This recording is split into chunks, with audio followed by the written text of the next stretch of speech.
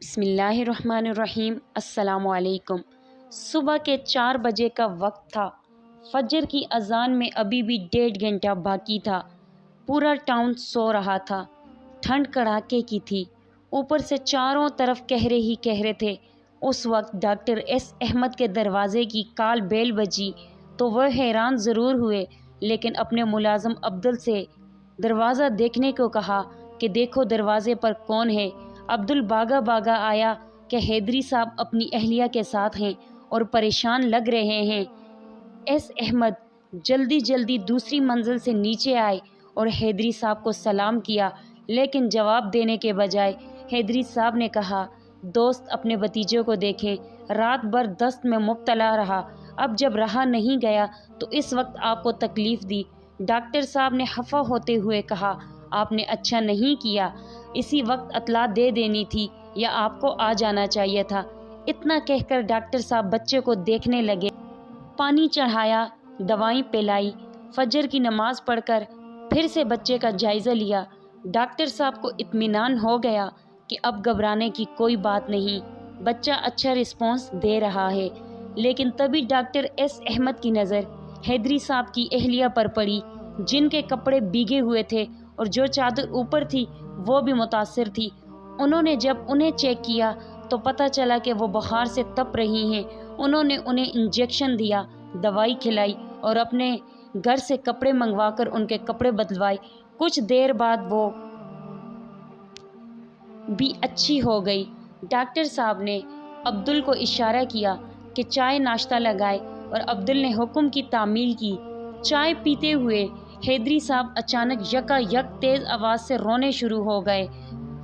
Doctor S Ahmad نے انہیں دلاسا دیا اور پھر بھرپور دلاسا دیا کہ ان کی اہلیہ اور ان کا بچہ دونوں بہتر ہیں، پریشانی کی کوئی بات نہیں۔ لیکن حیدری صاحب تھے کہ روئے جا رہے تھے۔ کئی منٹوں بعد حیدری صاحب کا رونا جب بند ہوا تو انہوں نے کہا کہ وہ اپنی بیوی اور اپنے بچے کے لیے نہیں رو رہے، بلکہ وہ آج اپنی ماں کے لیے رو رہے ہیں۔ آج پہلی بار مجھے سمجھ آ رہا ہے کہ ماں کیا ہوتی ہے۔ پہلے تو میں یہ سمجھتا تھا کہ ہر ماں باپ کی ذمہ داری ہے بچے کی پرورش کرنا، وہ کرتے ہیں اور یہی ہمارے والدین نے بھی کیا ہوگا، لیکن آج مجھے سمجھ آ رہا ہے کہ ماں باپ کیا کیا کرتے ہیں۔ ڈاکٹر صاحب، آج میں اپنے بستر پر لیٹا ہوا تھا جب اس بچے کو دست شروع ہوا تو اس کی ماں نے بچے کی گندگی صاف کرنا شروع کی۔ رات کے 10:30 بج رہے تھے۔ اس چھوٹے سے ٹاؤن میں اس وقت کیا کیا جا سکتا تھا؟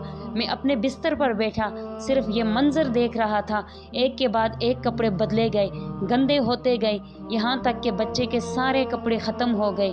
اس کی ماں نے تب اپنے کپڑوں سے بچے کو سنبھالا۔ کچھ دیر کے بعد اس کے اور کپڑے بھی ختم ہو گئے اور گھر کے باقی کپڑے بھی ختم ہو گئے، سوائے اس کے کوئی چارہ نہیں رہا کہ ماں اپنے پہنے ہوئے کپڑوں سے اس کی حفاظت کرے۔ کچھ دیر بعد اس کے آنچل بھی بھیگ کر ناکارہ ہو گئے تو اس نے بھیگے ہوئے کپڑے کو کھنگال کر پہن لیا اور اپنے نچلے حصے کے کپڑوں سے بچے کی حفاظت کرنے لگی۔ اب مجھ سے رہا نہ گیا اور اس قہرے والی رات کے حصے میں آپ کو تکلیف دینے پہنچ گیا۔ میں اس لمحے سے بس یہ سوچا جا رہا ہوں کہ میری ماں نے مجھے کس طرح پالا ہوگا، کس طرح، جب کہ اس کے پاس تو اتنے کپڑے بھی نہیں تھے۔ کیا کیا پریشانیاں میرے ماں باپ نے جیلی ہوں گی۔